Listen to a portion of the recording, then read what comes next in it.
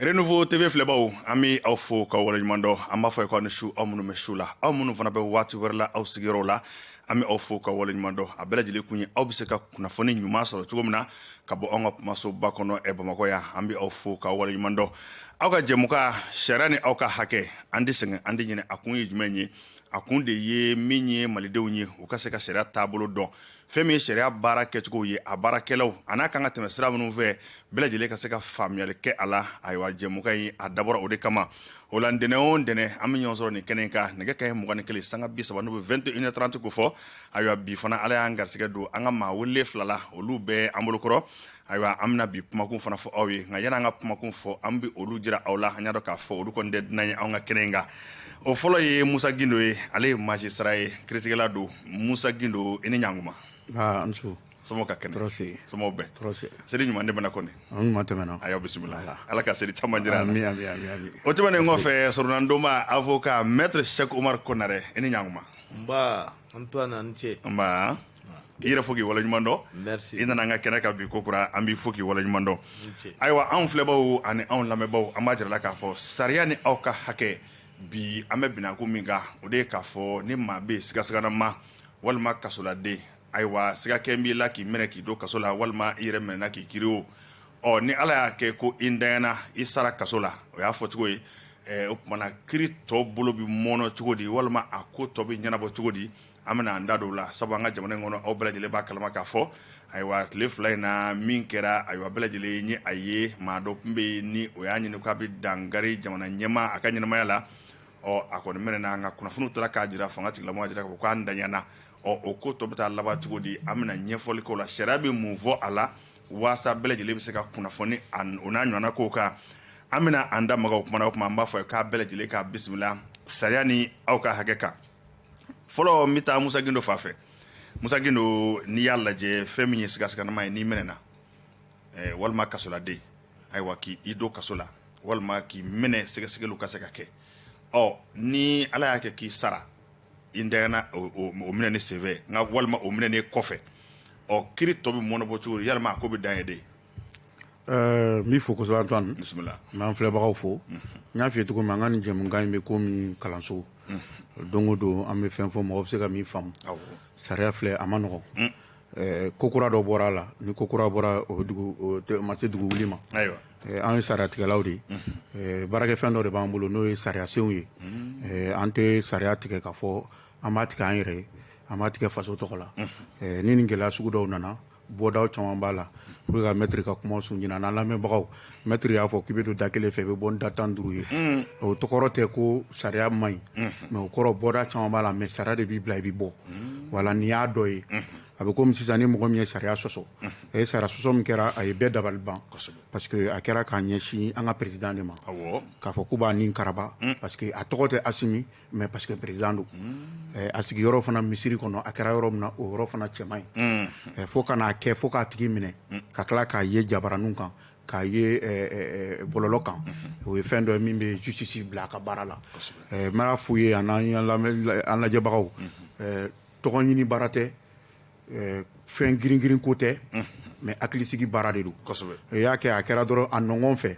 kotigi y'i kan bɔ jɔn ye kotigi ye o ye procureur ye ni deba kelen na an ye procureur ka rôle fɔ n'ale ye fɛn mɛn a nɔngɔn fɛ a bɛ wuli ka poursuivre kɛ o kɔfɛ de a ye sɛbɛn dɔ bɔ n'an b'a fɔ ma communiqué k'a ta n'a bila fɔ commune filanan procureur très bien commune filanan procureur parce que a kɛra commune filanan kɔnɔ misiri b'a la bon o fana kɛlen ale kɔrɔ de n y'a ye n y'a mɛn n bɛna sɛgɛsɛgɛli k'a kan k'a dɔn karisa don i yɛrɛ a gɛlɛya kɛra min ye depuis a minɛna jɔn y'a ɲɛda ye ka ɲa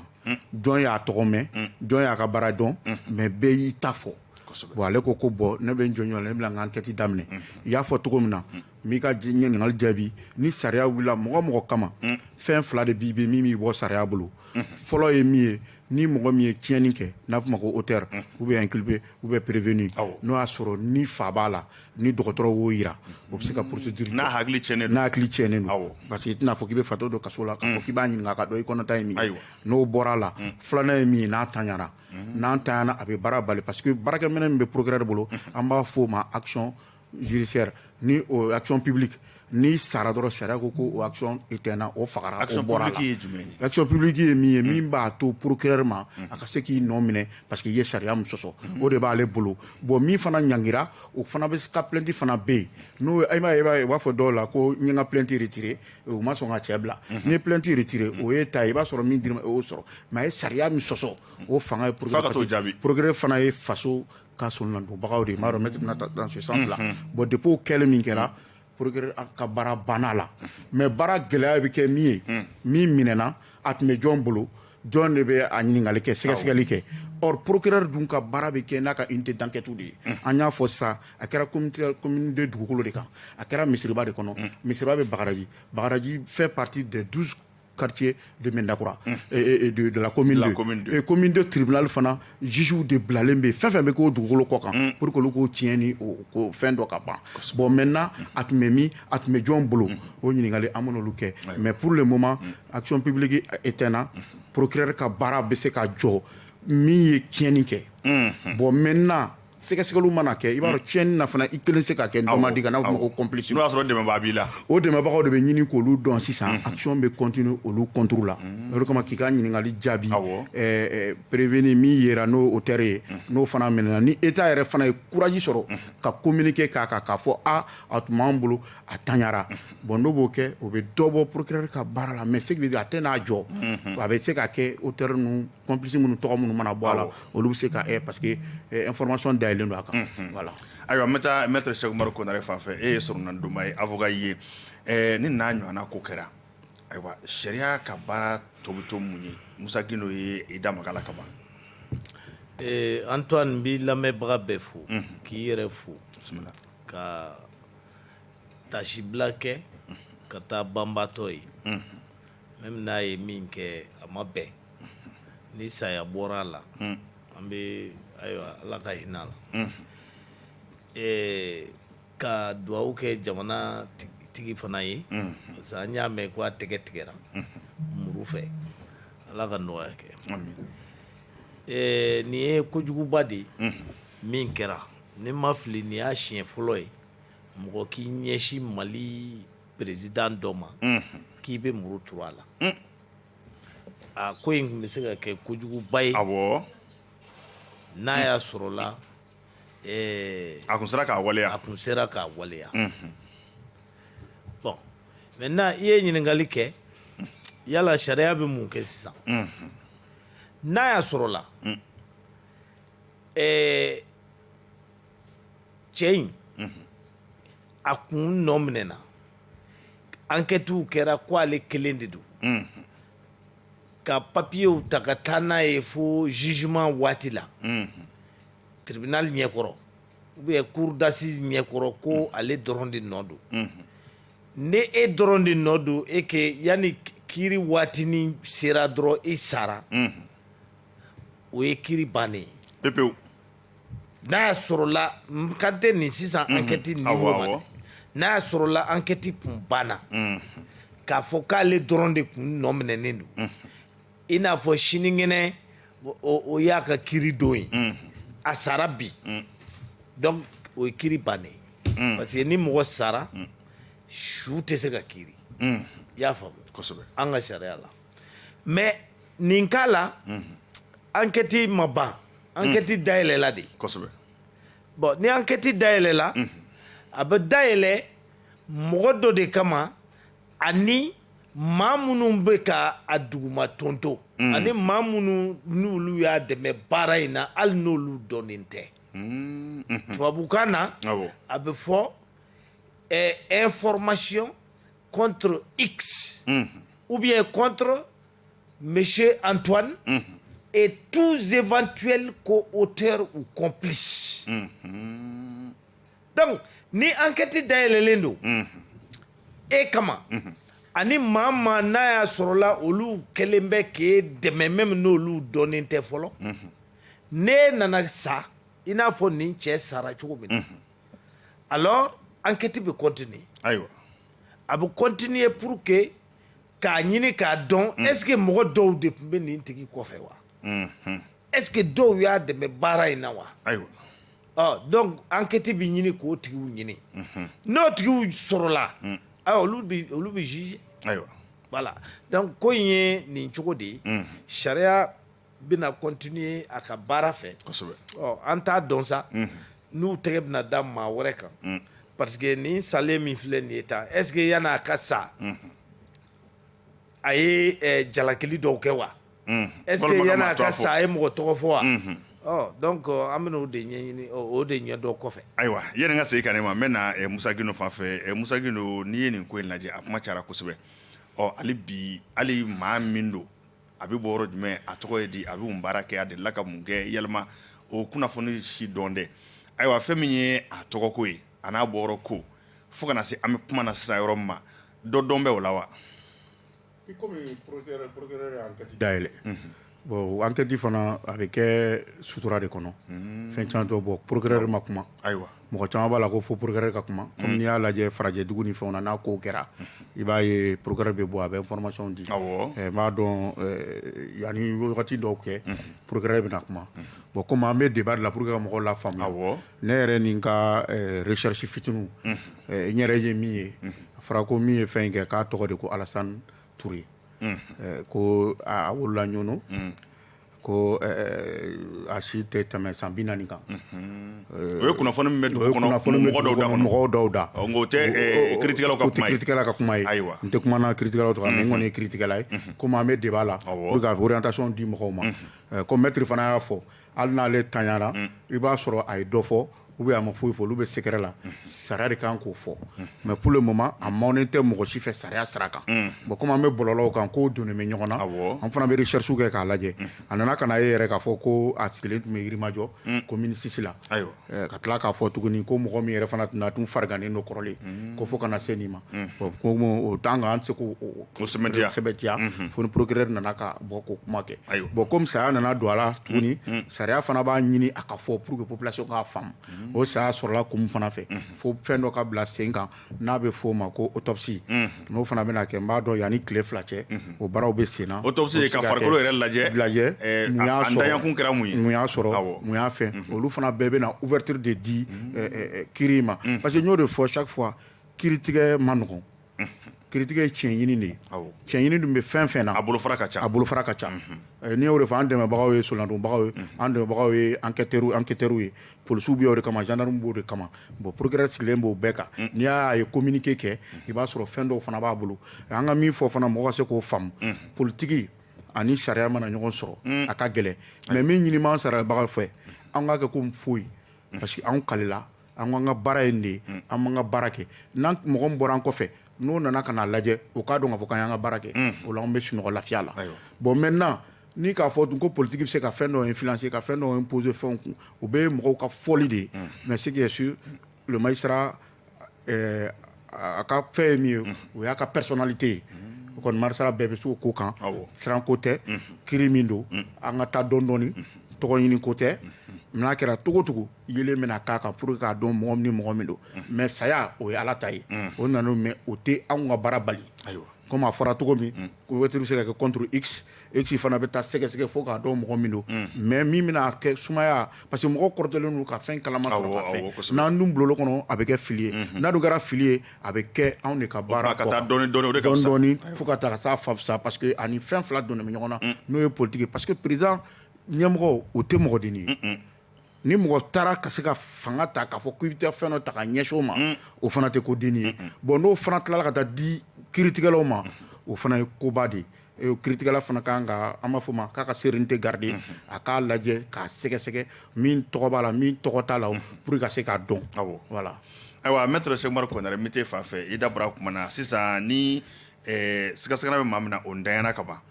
ayiwa a bɛ se ka kɛ i y'a fɔ baara bɛ se ka mɔnɔbɔ n'o y'a sɔrɔ a ye fɛn fɔ ka maa wɛrɛ tɔgɔ fɔ walima ni mɔgɔ bɛ jɛ la yalima ale tɛ yen bilen ni o kɛra an b'a fɔ ni a kɛra tubabu ko ma ko si ayiwa n'o y'a sɔrɔ maaw bɛɛ ani maaw jɛra ka nin ko in kɛ k'a labɛn ɲɔgɔn fɛ walima maa sen bɛ a la yalima sariya ɲankili la min danyana n'o ko ɲɛnama don min bɛ da o kan o sariya bɛ o ɲɔgɔnna da o dɛmɛbɔ kan wa k'a sɔrɔ a tɛ yan wa. sariya bɛ mɔgɔ 3 de nɔ minɛ mɔgɔ catégorie 3 kulu 3 bisimila mɔgɔ fɔlɔ ye jɔn ye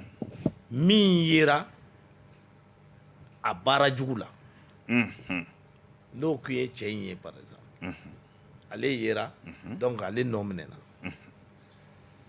mɔgɔ filanan ye jumɛn ye u b'a fɔ o ma tubabukan na ko co-auteur co-auteur kɔrɔ i n'a tigi jɛra k'a kɛ wa aw bɛɛ ka kɛta fanga bonyana ka se niveau kelen na an k'a kɛ sisan mɔgɔ fila jɛra ka e bugɔ kelen y'i tɛgɛ minɛ ou bien mɔgɔ saba kelen y'i tɛgɛ minɛ kelen dɔ in ye tɛgɛ dɔ in minɛ mɔgɔ sabanan o tora ka bere da i kun i y'a faamu o tɛ mɔgɔ saba ye sa u bɛɛ ka baara jɛna k'e bugɔ donc olu bɛ jate i b'a fɔ ko auteur u jɛra k'a kɛ de i ye n faamu kulu sabanan ye jumɛn ye o ye complice ye complice de ye mɔgɔ min ye a tigi dɛmɛ baara la nka baara in u ma jɛ c'est à dire que u ka fangaw ma kɛ kelen ye baara kɔnɔna na mais n'olu ka jɛ kun tɛ baara in kun tɛ se ka kɛ an k'a kɛ sisan e bɛ fɛ ka taa sonyɛni kɛ i y'a faamu mais dutigi a taara misiri la e ye mɔgɔ dɔ bila kare kun na ka dutigi bɛlɛ pour que n'a bɛna a ka o tigi bɛ file fiyɛ i y'a faamu wa ni file ma fiyɛ o kɔrɔ ye dutigi tɛ ka na donc pour que i ka fɛrɛ i ka sonyɛni ma i y'a faamu o ye dɛmɛba de ye sa o ye dɛmɛba ye mais o dɛmɛba bɛ wele de ko complice complicité ye jumɛn wɛrɛ ye tuguni maa min ye yamaruya di ko ka taa ko in kɛ c'est à dire que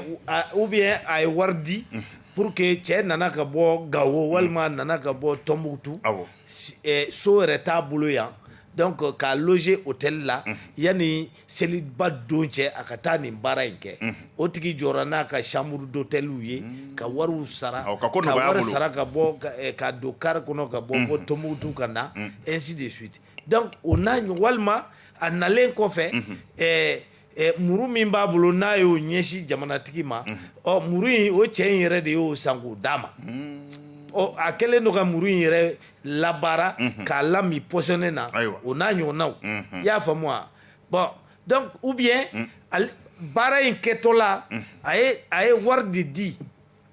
a ma bon taa i ka taa nin baara kɛ ne bɛ 100,000 bila i ka compte la i y'a faamu wa n'i tora la i somɔgɔw b'o ta walima ne bɛ 200,000 d'i ma min y'i diya i b'o kɛ i y'a faamu wa mais i ka taa nin baara kɛ donc olu de bɛ wele ko complice i y'a faamu bon complice wɛrɛ ye jumɛn ye n'a y'a sɔrɔla par exemple cɛ in kun sera k'a ka baara jugu kɛ ka boli i y'a faamu ka taa dogo mɔgɔ dɔ fɛ yen o tigi y'a kɔ dogo walima mɔgɔw bɛ k'a ɲini e b'a yɔrɔ dɔn mais e m'a fɔ walima e yɛrɛ tun bɛ se k'a minɛ koyi mais i y'a bila ka boli o n'a ɲɔgɔnnaw donc complice ani co-auteur donc olu de bɛ ɲɛɲini olu de bɛ ka ɲɛɲini sisan sariya fɛ jɔn de ye co-auteur ye jɔn ye complice ye sisan enquête bɛ diriger olu de contre la i y'a faamu bon est ce que u tun bɛ yen wa ni maa tɛ yen fana ni mɔgɔ ma sɔrɔ prévu bɛ maa min contre la bon enquête bɛna datugu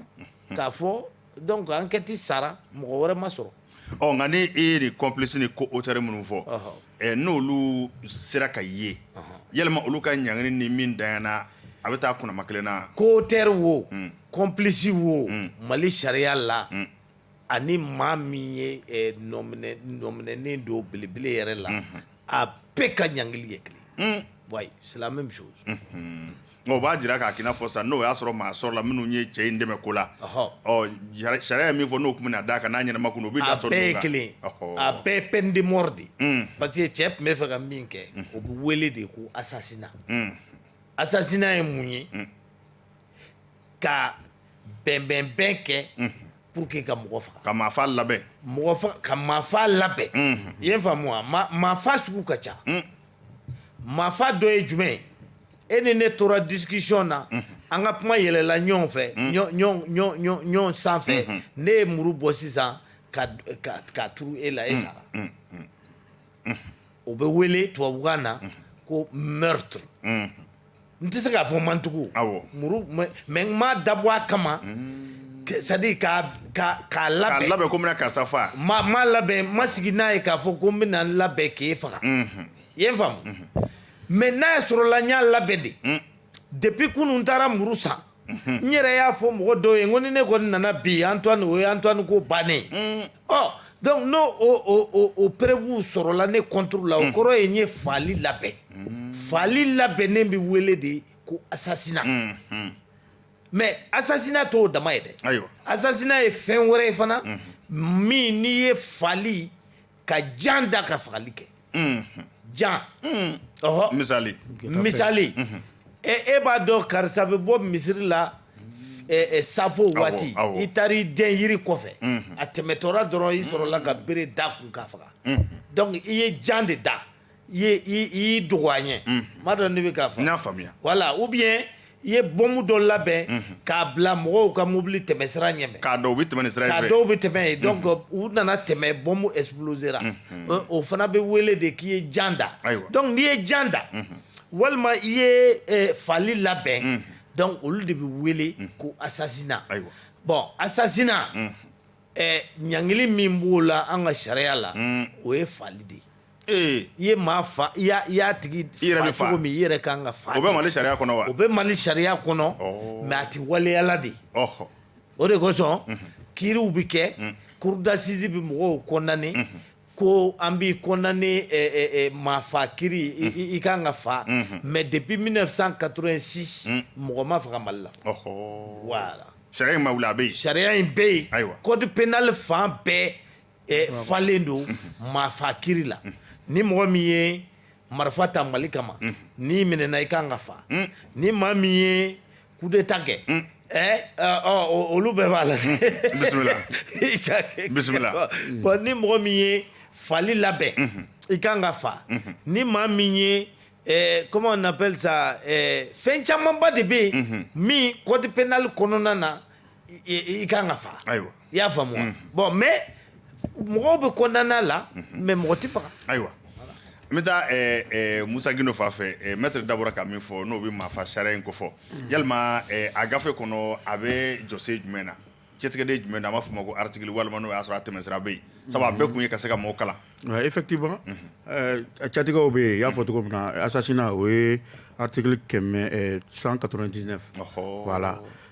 bon komi an b'o de débat kan o de kan c'est pour te dire que baarakɛminɛ de bɛ juge bolo n'o ye sariya ye anw tɛ sariya ta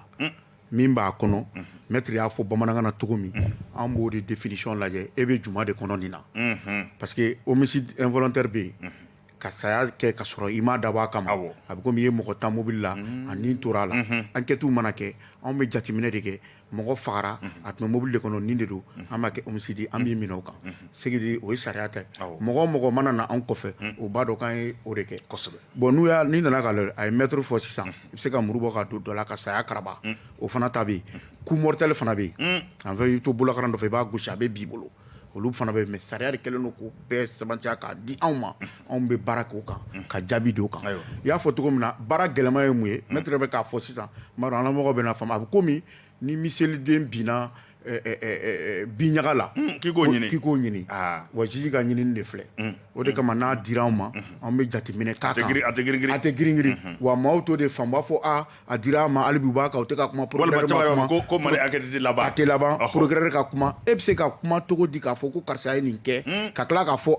anw filila mun de bɛ na n'o ye girin de ye o o de kama anw hakili sigilen don komi ŋɔmiyɛrɛra mɔden ye ka nin baara in kɛ k'a sɛgɛsɛgɛ parce que a ni politique donnen bɛ ɲɔgɔn na n y'o de fɔ tribunal baara ani kiiritigɛ baara fɛn cɛ ɲuman de don a cɛ ɲuman yɔrɔ ye min ye maa o maa ni k'i bɛ bɔ ka bɔ i den ka bɔ ni yɔrɔ dɔ ye dɔ bɛ sɔrɔ k'a f'i ye k'i lajɔ avocat ta y'o ye anw yɛrɛ ta y'o ye an b'a ɲɛfɔ mais gɛlɛya ye min ye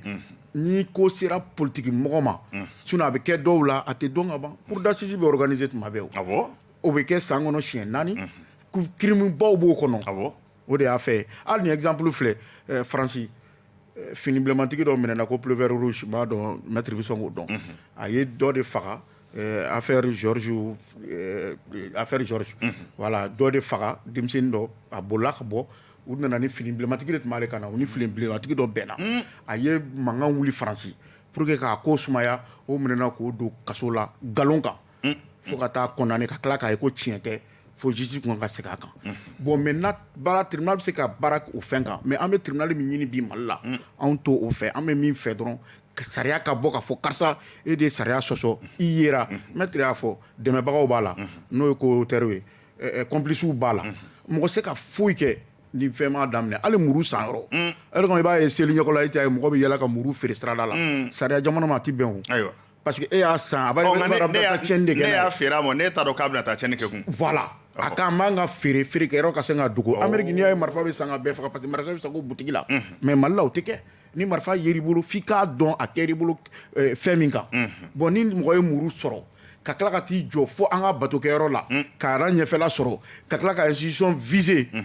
ka tila k'i bɛ fɛn wɛrɛ don o la n'a fɔra ko k'o kiiri tigɛ o bɛ kɛ hakilisigi de kɔnɔ kosɛbɛ voilà o de kama anw bɛ na ni débat ninnu na k'a ɲɛfɔ gɛlɛya minnu bɛ magistrats kan pour que ka nin baara ninnu kɛ mais k'a fɔ ko pression b'an kan ou bien fɛn wɛrɛ o kuma tɛ baara bɛ kɛ k'a do de kan pour que maliyɛnw k'a dɔn min ye sariya ye voilà pour que procureur bɔra ka communiqué kɛ o ye fɛnw baga faga dɔɔni a bɛna continuer o kelen kan n'a kɛra don nataw la a bɛna bɔ ka kuma pour que nin ko bɛ se k'a ɲɛfɔ cogo min k'a ɲɛdɔn parce que c'est une première au Mali maître y'a fɔ cogo min na a man kan ka encourager a kan ka bali institution bɛɛ kan ka protéger maliyɛn bɛɛ kan ka protéger sariya nɔfɛ. ayiwa i y'a fɔ ka ban ko baara kɔni a tɔ bɛna to sen na nka an bɛ yɔrɔ min na ko bi e y'a fɔ ani politique gɛrɛ bɛ ɲɔgɔn na dɔɔni sabu ka n'a ɲɔgɔnna ko ta ka jamana ɲɛmaa sɛgɛrɛ o tɛ ko fitinin fiyewu a bɛ jamana yɛrɛ de lagosi kosɛbɛ nka bi in na i ko baara in kan ka kɛ basigi kɔnɔ a man ka girin-girin an dun bɛ hakɛ min na sisan a ye communiqué kɔni kɛ nka mun tora procureur yɛrɛ ye sisan mun de tora ye tɛmɛsira jumɛn b'a bolo bɔda jumɛn b'a bolo sisan bɔda min b'a bolo co-auteur ko kuma minnu fɔra ani complice minnu fɔra o sɛgɛsɛgɛliw de bɛ se ka kɛ bon procureur dun fana n'a ye enquête dayɛlɛ a fana b'a ka ɲininkaliw de kɛ a ka unité d'enquête fɛ n'o ye police ni gendarmerie ye au niveau de la commune bon information de fana ale fana bɛ se ka fɛnw di n y'a f'i ye cogo min na min ye fagali kɛ a ma dɔn mɔgɔ si fɛ bon bi ni procureur bɔra k'a fɔ ka tɔgɔ ni fɛnw bɛɛ fɔ a minɛna a nɔ minɛ min de kama a ye nin min kɛ nin de don bon enquête dayɛlɛ a dira nin juge d'instruction ma parce que juge d'instruction fana ka baara bɛ daminɛ information na dɔrɔn dès que ale bɛ saisi i bɛna ale ɲɛkɔrɔ a b'i ɲininka k'a f'i ye de karisa ye de karisa ye bon n b'i bila ka taa kaso la yanni n ka segin ma ni se b'i ye i bɛ se ka avocat ta a b'o bɛɛ f'i ye o don mais o tɛ kuma don ye o de kama fɔ ko mandat dar'i kan i taara kaso la bon n'i wulila ka na fond na ka ɲininkali yɛrɛ dayɛlɛ a bɛ k'i ka avocat ɲɛna o de kama n b'a fɔ sous région bɛɛ Mali kan ka fɔ o la depuis enquête préliminaire avocat da bɛ se ka don fɛnw na bon maintenant avocat n'u ye constitué min tun ye nin kɔlɔlɔ jugu ta ka ɲɛsin an président ma n'olu dɔnnen don olu avocat bɛ se ka identité di procureur fana bɛ population de dɛmɛ ale fana bɛ se ka information di ne yɛrɛ b'o encourager ni procureur yɛrɛ fɛn sɔrɔ a ka bɔ a ka ɲɛfɔ pour que mɔgɔ ka se k'a faamu n'o kɛra k'o bɛ taa a tagabolo fɛ. nka yalima procureur ka baara e y'a fɔ k'a kan ka sɛgɛsɛgɛ waati b'a la sariya bolo wa waati t'a la a dayɛlɛlen de don sisan ale bɛ ka sɛgɛsɛgɛli de kɛ min kɔni tanyana sariya ko foyi tɛ se ka so o ma tuguni parce que a tɛ yen bon maintenant ni sɛgɛsɛgɛliw taara bɔ x kan ou bien mɔgɔ wɛrɛw kan a bɛ se ka enquête k'olu kan pour que k'a fɛ k'a fɔ k'a datugura pewu a ma datugu ko maître y'a fɔ cogo min na fo ka na se kiiri dɔw ma n'i tanyana a bɛ se ka kiiri bali mais a tɛ se ka procédure jɔ n'o ye enquête ye bon enquête ko c'est pour te dire que i ka ɲininkali la a dayɛlɛnna procureur bɛna ka baara continuer ka taa don nataw la a bɛna bɔ ka kuma n y'a f'i ye cogo min na tuguni sɛgɛsɛgɛli fɔlɔ wɛrɛ bɛ yen nɔ mun nana ni saya in de o fana bɛ ɲini k'a ɲɛdɔn pour que se ka o bonya bɛɛ da mɔgɔ kan mais pour le moment justice b'a ka baara kɛ a tɛ influencer a tɛ perturber a tɛ tɔɔrɔ. ayiwa maître Seku Umaru Konare n bɛ t'e fa fɛ komi e ye sɔrɔnadonma ye i b'a ye k'a fɔ ko adamaden bɛɛ ni sɔrɔnado ka kan kiiri ɲɛkɔrɔ ayiwa ka se ka i sɔrɔnani don nka maa min yera a yera a bolitɔ a yera a y'i ɲɛsin jamana ɲɛmaa ma a yera ayiwa a tun b'a fɛ ka wale min kɛ o bɛɛ yera yalima n'a ɲɔgɔnna maa suguya dɔw b'a fɔ ma ko flagrant délit n t'a dɔn ni o don n'o don i n'an latɛmɛ o yɔrɔ la maa min yera a bɛ k'a kɛ seerew bɛ yen bɛɛ y'a ye yalima o maa sugu bɛ se ka sɔrɔnadon ni n'a ɲɔgɔnna ko la wa. Antoine i ka question diyara n ye mais n bɛna détail damadɔ di fɔlɔ fɔlɔ ye mun ye an bɛ ka assassinat an bɛ k'o fɔ mais o tɛ nin ye dɛ ni enquête bɛ dayɛlɛ de pour tentative d'assassinat o walawala n ye tentative ye mun de ye yɔrɔ n y'a f'i ye n ko mɔgɔ min ye ko kɛ ani maa min y'a dɛmɛ a la u bɛɛ ka ɲangili ye kelen ayiwa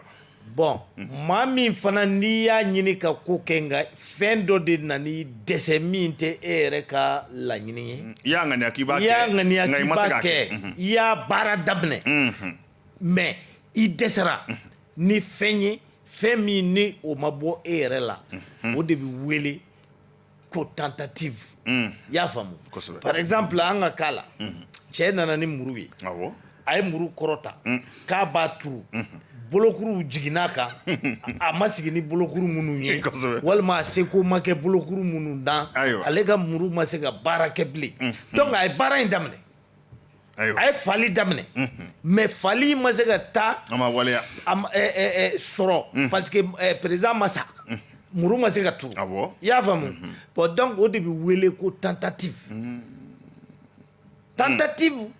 o ni i kun ya a n'a ɲɛna o bɛɛ ɲangili fana bɛɛ ye kelen ɔ ne y'a ŋaniya ka ban i y'a ŋaniya i y'a ba ŋaniya dama tɛ dɛ ɔhɔ ayiwa ne bɛ se ka taa sugu la sisan ka muru kura san o mais ni ne ma fɛn fɔ mɔgɔ ye ŋaniya dama tɛ ka ŋaniya ta ka tila k'a ka kɛ ŋaniya ta ka tila k'a waleyali daminɛ i y'a faamu wa Kosɛbɛ. i b'a waleyali de daminɛ exécution nka waleyali daminɛ ne m'a to e mago ka ɲɛ parce que fɛn dɔ y'i bali i bala la min tɛ e yɛrɛ i ye m'a jɔ i yɛrɛ ye i m'a jɔ i yɛrɛ ye wala fɛn dɔ de y'i bali fɛn min n'i ma sigi n'a ye kosɛbɛ an k'a kɛ sisan e nana muru kɔrɔta dɔ ye bolokuru da i kun ka i ka Ayiwa. muru bali ka jigin bisimila walima e nana muru kɔrɔta waati min i bɛ muru yɛrɛ turu i bɛna turu maa min na o sina k'a fori ka bɔ i kɔrɔ ten walima e ye muru kɔrɔta k'i bɛna turu a tigi la Kosɛbɛ. kuran sina ka tigɛ ten a tigi tununa e la walima i ye muru kɔrɔta k'i bɛna turu a tigi la kirisi dɔ ye e yɛrɛ minɛ tiɲɛ don k'i bɔ k'i bin donc fɛn de y'i sɔrɔ fɛn min n'i ma sigi n'a ye Nin bɛɛ bɛ kiri n'o kɔnɔ. ma bɔ i yɛrɛ la donc o de bɛ sen na sisan donc assassinat tɛ tentative d'assassinat de ɔ yalima o maa sifaya bɛ se ka surunna ni n bɛ na filanan ye mun ye c'est que procureur bɛ enquête dayɛlɛ mais en réalité sariya bɛ min fɔ c'est que assassinat wo tentative d'assassinat nin bɛɛ ye fɛn kɛ crime de ye crime jugu de don min n'a ɲangili bɛ tɛmɛ san 5 kan ni fɛn bɛ tɛmɛ ɲangili bɛ tɛmɛ san 5 kan ka ban procureur tɛ se k'o ko juger bilen procureur tɛ se k'o ko dan a ka yɔrɔ la bilen o bɛ di juge d'instruction de ma awɔ donc dossier a kan ka di juge d'instruction de ma procureur bɛ papier dɔ de dilan ne procureur n y'a mɛn ko nin ko in kɛra misiriba la nin don n b'a ɲini nin juge d'instruction fɛ a ka enquête k'a kan ayiwa pour que k'a tiɲɛ n'a nkalon bɔ ɲɔgɔn na kɔfɛ compte rendu bɛ kɛ n ye donc pour que tiɲɛ ka bage donc juge d'instruction tali nin dossier la o ye diyagoya de ayiwa i y'a faamu procureur bɛ se ni kiiri wɛrɛw don minnu ɲangini tɛ se san 5 ma procureur bɛ se ka mɔgɔ dɔ minɛ dɔrɔn k'o bila ka taa jugement na directement i ye n faamu kosɛbɛ maintenant i ye ɲininkali kɛ ko surunna ko cɛ ye ko kɛ bɛɛ ɲɛna bon i b'a dɔn sariya fana sigilen don nkalon dɔw de ka koyi sɛkumaru wala sariya ka nkalon dilannenw de bɛ yen awɔ ɔhɔn bisimila ne bɛ exemple kelen d'i ma ayiwa yɛrɛ e sigilen filɛ i tɔgɔ ye Antoine ne e ɲɛ bɛ ne na ne tɔgɔ ye Konare kosɛbɛ ɲɛ bɛ n na kunkolo bɛ n na tɛgɛ bɛ n na bon sariya ko anw bɛ yen k'anw ye personne physique ye ko nka ko personne morale bɛ yen i n'a fɔ état du Mali jamana état bɛ min jamana bɛ min ko jamana ye mɔgɔ ye jamana bɛ min ayiwa e b'a yɔrɔ dɔn wa a se b'a la an bɛɛ kɔni bɛ jamana kɔnɔ yan tulo b'a la wa ayiwa donc foyi t'a la donc o ye sariya ka nkalon dilannen de ye ka kɛ mɔgɔ ye ye n ka kuma ayiwa bon donc sisan monsieur le magistrat bilama ye non n bɛ ka ɲɛ f'i ye a bɛ f'olu de ma tubabukan na sariya kan na ko des fictions juridiques fiction juridique fiction juridique ayiwa nkalon dilannen ka kɛ tiɲɛ ye sariya fɛ ayiwa i n'a fɔ sariya b'a fɛ yen sisan bisimila ko bɛɛ bɛ sariya dɔn sariya b'o fɔ kɛ parce que ni sariya m'o fɔ n'a fɔra ko sariya ti boli kan parce que i kun ti sariya dɔn a bɛ gɛlɛya en ce moment sariya bɛna boli jɔn de kan hali n'i ko kɛ i b'a fɔ ko ne kun t'a donc dɔn pour que sariya ka se ka boli bɛɛ kan sariya yɛrɛ y'a fɔ ko bɛɛ b'ale dɔn hali ni ala k'i da i ma deli ka loi min mɛn n'i y'a ko kɛ a loi bɛ boli kan wa i tɛ se k'a fɔ k'e kun t'o loi kalama sariya parce que sariya y'a fɔ k'i b'a kalama bisimila maintenant sisan présomption d'innocence fana ye o ɲɔgɔn dɔ de ye présomption d'innocence de ye ko maa o maa n'i nɔ minɛnen don ko dɔ la k'a sɔrɔ i ma juge fɔlɔ ko bɛɛ k'a jate k'a fɔ k'e nɔ tɛ hali n'o y'a sɔrɔ i yer'a la hali ni sinima de bɛɛ de a kɛra bɛɛ ɲɛna sariya ko k'i jate i b'a fɔ maa min ma fɛn kɛ yanni i ka kiiri awɔ tant f'i ka juge de k'i condamné ka f'i nɔ don ka ɲangili da i kan fo ka to i ka appeliw n'i ka pourvoiw ni fɛnw bɛɛ ban en ce moment i bɛ sɔrɔ ka jate i b'a fɔ maa fa la k'e de y'a kɛ mais tant que o ma kɛ ko an k'i jate i n'a fɔ i ma fɛn kɛ sariya y'o fɔ mun na c'est pour que mɔgɔw kana kiiri tigɛ u yɛrɛ ye fili kana se ka k'a ko la fili kana se ka kɛ baara la i y'a faamu président ma pullover rouge ko kuma f'i ye sisan dɔ nana ye mɔgɔ dɔ faga pullover rouge de tun b'a la ale taara faamaw nana u ni pullover rouge wɛrɛ bɛɛ da u y'o minɛ donc bɛɛ hakili la o pullover rouge in de don mais en réalité o tun tɛ donc fili bɛ se ka kɛ ko dɔ la ko kɛra tiɲɛ don misiri kɔnɔna na a kɛra bɛɛ ɲɛna ok mais sariya ko k'i k'a tigi jate i n'a fɔ a ma fɛn kɛ fo ka taa se kiiri bɛɛ bannen fo ka taa k'a juger k'a ban k'a nɔ minɛ k'a juger k'a condamné ko n'o kɛra waati min an kan k'a tigi jate i n'a fɔ a ye ko in kɛ donc ni sariya y'o fɔ ka ban an dun ye sariya baarakɛlaw de ye kosɛbɛ donc a tigi kan ka défend wa a man ka défend de ayiwa ɲininkali bɛ yen sa ni sariya ko k'a ma fɛn kɛ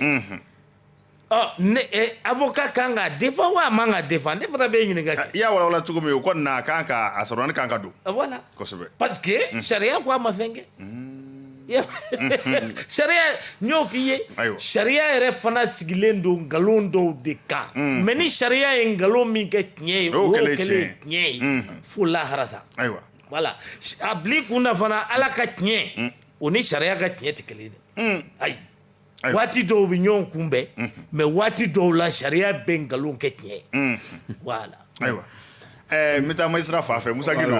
maître ka walawalali n y'a dɔn k'a fɔ ayiwa ni a bɛ faamuyali caman di mɔgɔw ma sabu ka d'a kan a ka gɛlɛn kuma dɔ a faamuyali ka gɛlɛn nka a y'a fɔ cogo min sariya kɛlen ka nkalon dilan o kɛ tiɲɛ ye n'i k'i b'o ɲɛfɔ mɔgɔw ye n'i m'o walawala o kuma ka ca dɔɔni dɛ voilà ni ne bɛ baara nɔgɔya an bolo bisimila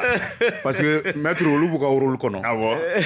n'i y'a ye ɲɔgɔn na baara la i bɛ sɔrɔ ka da la k'a fɔ ko sariya y'o de ye ayiwa bisimila tiɲɛ b'a la mais kun min fana b'a to anw b'a matarafa sariya fana ko min fara ye min fɔ i b'o de kɛ maître ye min fɔ sa gɛlɛya mana kɛ cogo o cogo e b'a dɔn mɔgɔ fagala a yera a dɔnna mais ni sariya ko hali bi ko a y'a to yan f'a ka juger f'a ka jɔ a la wa a sɔrɔnali kan ka don o kɔrɔ kan ka a sɔrɔnali bɛ don a b'i dɛmɛ ayiwa mais exemple kelen ta an fana b'u lamɛn ko chrétien diinɛ mɔgɔw bɛ se ka fɛn a la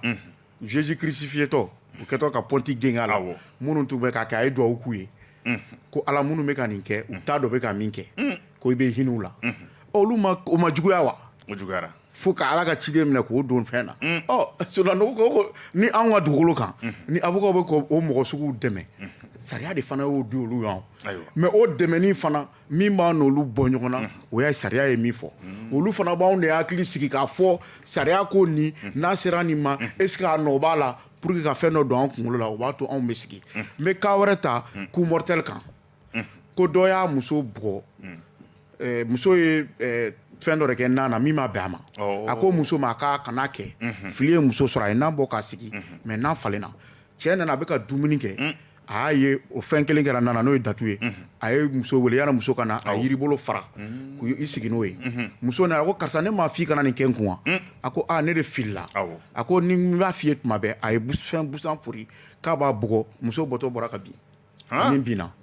bon avocat a b'a dɔn effectivement nin de bɔra muso sara o yɔrɔ la bon maintenant anw bolo a y'a kɛ mais est-ce que a y'a tugu an n'an ka idée sigilen don sariya ye min fɔ an b'o fɔ mais avocat nana kuma ka plaidoirie kɛ a ko k'i bɛ se ka muso juma de furu k'i b'a fɛ ka a labɔ a somɔgɔw cɛ la ka tila ka taa furu siri mairie la bɛɛ ɲɛna ka na n'a ye ka so ka den d'i ma ko mun de ma to i bɛ se k'o faga baara gɛlɛyara sa o voilà bon ce qui veut dire que justice mana loi sariya mana kɛ cogo dɔ la aw bɛ se ka samayɔrɔ la k'a tile mais sariya kɔnɔ a maître fɛn fɛn fɔ sisan o bɛɛ hakili dayɛlɛ de ye o bɛɛ ye fɛn ye o bɛɛ b'a yira tuguni ko kiiritigɛla ko baara de b'a bolo bon kiiritigɛla mago bɛ mun na o ye hakili sigi ani wagati o de kama an ka fɛnw na ka fɔ délai t'a la foyi bon ka tila ka min fɔ ko ni mɔgɔ ni sali min kɛra ni minnu minɛna est ce que olu kan ka ɲangi u bɛ ɲangi u tɛ se ka se sanfɛ sariya la n'a jɔr'u la u bɛ ye n'a jɔr'u la fana u b'a sara plainte u bɛ don kaso la u bɛ tila ka mandi sara État ye on y'a fɔ cogo min na fana présomption d'innocence a fɛn caman b'o kɔnɔ i m'a ye hali télé la ni mɔgɔw bɛ bɔ u b'u ɲɛ datugu parce que sini ma sini a bɛ se k'a fɔ k'u nɔ t'a la bon n'a fɔra k'u nɔ t'a la n'u seginna justice ma mɔgɔ kelen b'u pan ka don dossier la o ye avocat ye wa u jɔ t'a la aw bin'u kan u ka hakɛ de don et pourtant c'est normal voilà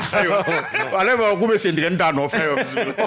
n'o kɔnɔ olu bɛ don a la bon n'o de don u kɔni bɛ don a la o fana bɛ baara de nɔgɔya bolo c'est à dire que anw hakili sigilen don olu na o na dossier 100 b'anw bolo olu bɛna kelen défend olu bɛ taa bon o 100 la anw b'o bɛɛ fɛsɛ fo k'o di o fana n'o fana bɔra olu bɛ se k'o attaquer procureur yɛrɛ fana bɛ se ka dɔw attaquer k'aw k'a ma jɛn a bɛ taa cour d'appel la n'a taar'o la n'a ma ɲa tuguni a bɛ yɛlɛ ka taa fo cour suprême na n'olu y'a tigɛ k'a ban ka sɔrɔ ka décision di bon n'o y'a sɔrɔ hali ni décision dira n'i kɔnɔna k'i don kaso la i condamné la n'i sara kaso la o bɔra parce que mɔgɔ o mɔgɔ n'i sara a bɛ fɛn bɛɛ jɔ hali kaso la dɔ pɛni a b'a ban a bɛ procédure jɔ programme b'i nɔfɛ o b'a ta jɔ voilà c'est pour te dire que ça ye koba ye procédure la fatoya fana tɛ ko kalama o fana ye koba ye procédure kɔnɔ ayiwa maître Cheick Konare an bɛ k'an sɛnsɛn dɔɔni nka hali bi n'i ye nin wale lajɛ wale min taara ka jamana ɲɛmaa sɛgɛrɛ wale jugu belebele don sabu a ti fɔ ko Asimi Goyita fɔ ko de ko jamana ɲɛmaa wa o institution de i n'a fɔ fɛ tubabukan b'a fɔ cogo min na ni n'a ɲɔgɔnna wale la komi cɛ in dayana ka ban ayiwa ni a kɛra ko sɛgɛsɛgɛli kɛra ko maa wɛrɛw nɔ donna a la ayiwa n'i ye olu ka soronnani don jate minɛ yalima kɛnyɛrɛye soronnani don komi aw yɛrɛ ye kɛnyɛrɛyew ye ayiwa olu dɔw bɛ se k'a kɛ walima jamana yɛrɛ de bi soronnani don n b'a ta ka di u ma n'o y'a sɔrɔ maa yera ni mɔgɔ o mɔgɔ nɔ minɛna nin na étape ka ca ayiwa juge d'instruction o b'a ka enquête kɛ ka papier dɔ dilan papier min n'u b'a f'o ma ayiwa ko ordonnance de clôture o ordonnance de kɔnɔ juge b'a fɔ ne ye n ka nɔminɛni sɛgɛsɛgɛli bɛɛ kɛ ne kɔni fɛ a cɛ in sara nka Antoine sen b'a la dɛ ɔhɔ Antoine ka fugula yera cɛ ka lit jukɔrɔ bisimila Antoine ka carte d'identité yera a ka mobili kɔnɔ Antoine b'a la bon n y'a jate minɛ fana ayiwa Musa Gindo yɛrɛ fana b'a la ayiwa bisimila ani Musa Gindo de nana ka bɔ Tɔnbukutu ɲɔgɔn fɛ o bɛɛ jate bɛ minɛ o bɛɛ bɛ jate donc ne b'a ɲini k'u nɔ minɛ i y'a faamu u ka juger ayiwa ne kɔni ka jate la u kan ka juger parce que fɛn baw bɛ ne bolo dalilu baw bɛ n bolo dalilu minnu n'o bɛ yamaruya k'a fɔ k'u nɔ b'a la o ye nin wa b'o sɛbɛn papier de la ayiwa maintenant n'o y'o sɛbɛn papier la a bɛ se ka kɛ o mɔgɔ minnu nɔ minɛnen don u ka avocat bɛ appel kɛ i ye n faamu a bɛ se ka kɛ procureur b'a fɔ ko non juge ye nin min fɔ ne yɛrɛ ma sɔn ninnu ma cɛ na juge ye a bɛ fɛ ka bin ninnu kan i y'a faamu donc dossier ba ta ka taa cour d'appel la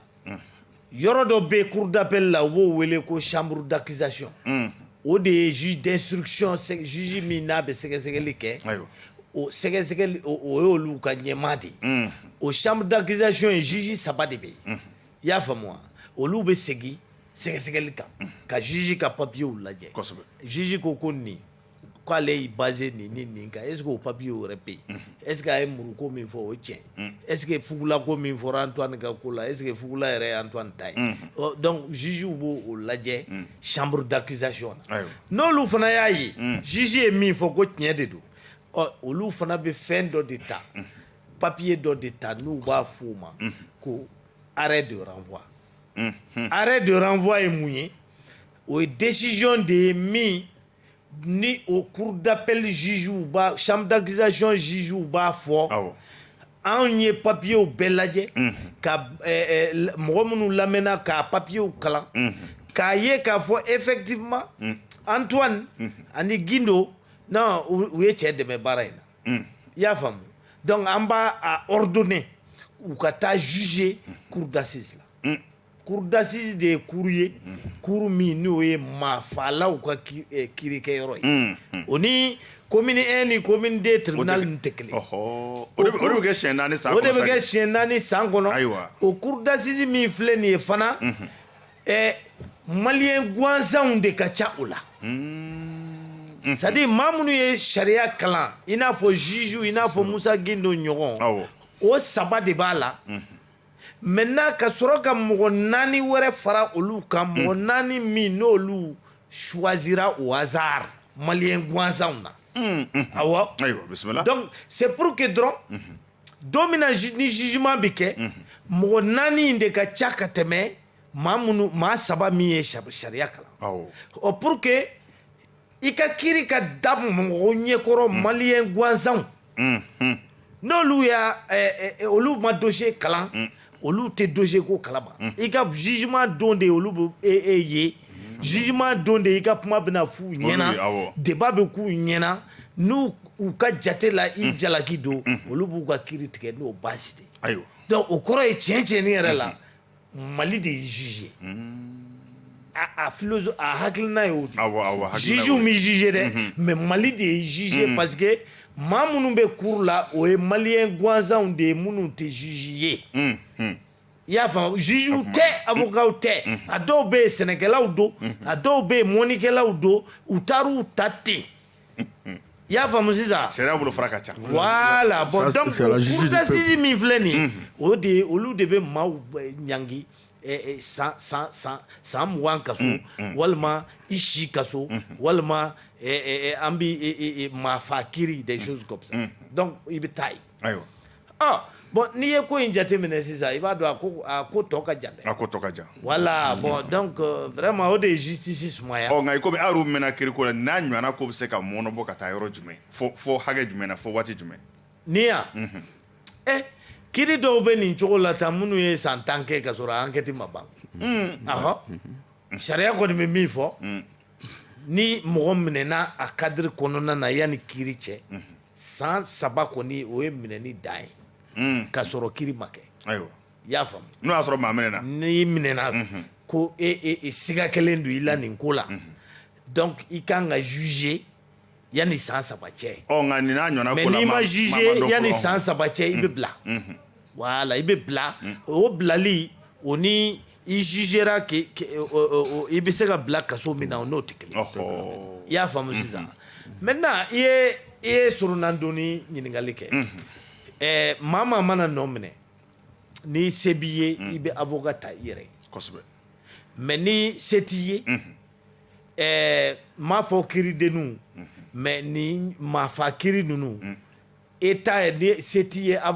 État bɛ avocat ta ka d'i ma diyagoya sariya fana b'o wajibiya sariya b'o wajibiya État kan mais État b'o avocat min ta ka d'i ma diyagoya ayiwa o bɛ komi américain de ye sotarama la dɛ cogo di awɔ ayiwa bisimila parce que ne ye avocat ta o baara ti k'a kɛcogo la wa n'an ka ɲɛ f'i ye sa ne tɛ k'a bɛɛ fɔ n'i ye avocat ta depuis daminɛ na e ɲininkara fɛn fɛn na depuis daminɛ avocat b'o bɛɛ dɔn a b'a bɛɛ kalama a bɛ e yɛrɛ dɔn a bɛ dossier dɔn depuis a daminɛ san 3 ni san 4 ni san 10 fɛn fɛn kɛra enquête la avocat b'a bɛɛ la a b'a bɛɛ kalama a kunkun n'a ɲɛɲɛ a b'o dɔn mais ni se tɛ e avocat bɛ ta ka di ma de kiiri don jamana fɛ donc o avocat bɛ bɔ i ka sɛbɛnko kalama o don de o bɛ taa papier ta de i n'a fɔ kiiri ye sini ye a bɛ papier sɔrɔ tile 3 yanni kiiri cɛ walima tile 4 kiiri cɛ n'a yɛrɛ y'o kiiri o papier sɔrɔ komi État b'a ta ka avocat ta ka bila o baara in na i b'a dɔn u bɛ joli di avocat ma 50,000 walima 20,000 wa tan duuru 50,000 ayiwa e ni Ala cɛ ko 50,000 k'e ka taa tile kiiri la i y'a ye président b'a fɔ ko anw bɛna ko dossier 100 b'olu bolo an ye mun de sɔrɔ sisan o dossier bɛ kalan avocat fɛ peut-être pendant 30 minutes 20 minutes a bɛ n'i jɔ o tɛ américain ye sotarama la ayiwa bisimila donc Ala de bɛ fara i kan bɔra maître yɛrɛ da waati sɛbɛkɔrɔ kɔrɔ maître yɛrɛ an ka taa ni fa fɛ waati sen bɛ e bɛ se ka kuma laban da nin kan sabu wale min kɛra a ɲɛsinna jamana ɲɛmaa ma ko belebele de don ayiwa i ka kuma laban i bɛ se ka mun fɔ ka malidenw hakili sigi ani vraiment bɛɛ ka se ka to kiiritigɛlaw kɔ walasa mɔgɔw hakili bɛ sigi ko ka laban cogo ɲuman na hali bi ka lamɛnbagaw bɛɛ fo ka Musa Gindo yɛrɛ fo vraiment bi kɔni a cɛsirila bi dɛ i m'a ɲɛ bilen kabi sɔgɔmada in na non an bɛ teriya la bi a bɛ jɛmukanw na a ka teriya de bɛ tɛmɛ ayiwa bisimila alors donc vraiment nin ye kiiri de daminɛnen ye enquête de daminɛna wa enquête yɛrɛ tɔ gɛlɛyara parce que maa min n'o o kan ka se ka kunnafoniw ni fɛnw di juges ni enquêteurs o yɛrɛ sara ka ban o yɛrɛ sara o yɛrɛ sara donc peut-être que enquête wɛrɛ de bɛna daminɛ tugun kosɛbɛ enquête kɔnɔna na o tɛ kojugu ye ayiwa donc nin tɛ ko teli ye dɛ voilà mais a bɛ se ka kɛ a bɛ teliya fana ni fataw donna ko la Antoine i bɛ bamanankan mɛn fataw ye jumɛn ye bisimila fataw ye a bɛ n'a fɔ Ala yɛrɛ nana ka kɛ ayiwa ka ko nɔgɔya donc an sigi kun tɛ nin ye nka a kɛra donc n'o n'a ɲɔgɔnnaw donna la la tɛgɛ bɛ da maaw kan maa minnu dogolen don a bɛ se ka kɛ fana mɔgɔ tɛ sɔrɔ enquête foyi ma se ka maa si yira donc enquête bɛ sa o yɔrɔ la yen ayiwa voilà Musa Gindo e ye magistrat ye ɲa dɔn kabi dugu jɛra mɔgɔw bɛ ka boli nɔfɛ kosɛbɛ i yɛrɛ sɛbɛkɔrɔ sɛgɛnna bɛ an b'i fo i nana an ka kɛnɛ kan ka maître Cheikh Umaru fana fo dakuruɲɛ laban na e ye magistrat ye i bɛ se ka mun fɔ malidenw ye hali bi mɔgɔw hakili ka sigi ka to kiiritigɛlaw kɔ ka to faamaw kɔ i y'a fɔ cogo min na nin débat yɛrɛ n bɛ radio fo n bɛ yɛrɛ fo n bɛ maître fana fo ka disponible a bɛ baara nɔgɔya an bolo parce que fɔlɔ a fɔra ko juge tɛ kuma bon n'an bɛ kuma bi c'est pour que fasaladenw ka fɛn dɔw faamu fɛn bɛɛ n'a gɛlɛya don olu de ta y'u ka justice ye olu État b'anw de sara an ni maître ninnu tɛ kelen ye o de kama an bɛ sariya fɔ an bɛ taa da ka sunɔgɔ voilà ko maître yɛrɛ y'a faamu nin an bɛ ɲɔgɔn na an bɛ dede la bon bi a ye tiɲɛni kɛ n kan k'a minɛ komi a donna ko je plaide coupable i b'o kɔrɔ dɔn wa awɔ a y'a yɛrɛ di bon a k'a bila to juges u k'an to an ka bonya kɔnɔ an ka baara kɛ nɔgɔya la anw tɛ girin anw tɛ tɔɔrɔ anw tɛ yigiyigi anw bɛ min kɛ an b'a kɛ an ka serment kɔnɔ an b'a kɛ fasodenw tɔgɔ la ni tiɲɛni fana donna la inspection bɛ anw kama fɛn caman fana bɛ yen mais an bɛ min ɲini an ka jɛ ka Mali suma ɲɔgɔn fɛ parce que dugu o dugu ni gɛlɛya nana ni justice jɔlen don u bɛ se ka mɔgɔw hakili sigi voilà an bɛ yɛrɛ fɔ k'i waleɲuman dɔn ayiwa anw filɛbaw nin ye bi sariya ni aw ka hakɛ ye aw minnu sigira k'a lajɛ an bɛ aw fo ka waleɲuman dɔn hakilina jiginna ntɛnɛn o ntɛnɛn nɛgɛ kaɲɛ 21 sanga 30 21h30 ayiwa nin jɛmu ka ɲi a bɛ tɛmɛ an bɛ bɛɛ lajɛlen fo nka yanni an ka bɔ kɛnɛ na an bɛ an filɛbaaba dɔ an kanubaaba dɔ Seydou Jara ayiwa n'ale ye commerçant ye suguba kɔnɔ a sigiyɔrɔ bɛn bɛ ɲamana ma an b'ale fo a bɛ jɛmukan in sɛbɛkɔrɔ lajɛ ayiwa ka aw bɛɛ kelen kelen bɛɛ lajɛlen fo aw sigiyɔrɔ la baara in ye jɛ ka baara ye Awa Tafili Ture ale bolo tun bɛ nɛgɛw la ka se Maga Jakite ma ka se Bouakar Jara ma fo ka taa se Mahamadu Zedo Traoré ka se Pierre ma an bɛ ninnu bɛɛ lajɛlen fo dan tɛ foli min na an b'a fɔ ye ko bɛɛ kelen kelen k'i wasa don i yɛrɛ la sabu diɲɛ fa bɛɛ ye ko ye don o don ye ko ye se m'a kɛ maa don min o n'a fɔ nin ye bi ta ye a k'an bɛn waati wɛrɛ